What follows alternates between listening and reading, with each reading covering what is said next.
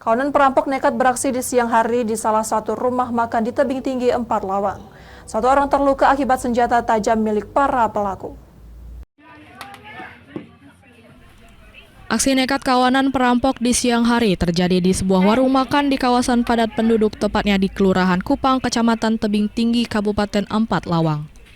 Korban bernama Hengki yang saat itu hendak membeli nasi bungkus dibacok oleh para pelaku dan berhasil membawa kabur tas milik korban yang berisi uang tunai sebesar 83 juta rupiah yang rencananya akan digunakan korban untuk membeli kendaraan roda 4. Akibat luka yang dideritanya cukup parah, korban saat ini masih mendapatkan perawatan intensif di RSUD 4 Lawang. Menurut Kanit Pidum Polres 4 Lawang, pelaku yang berjumlah 4 orang menggunakan sepeda motor saat ini sedang diburu oleh Satreskrim Polres 4 Lawang.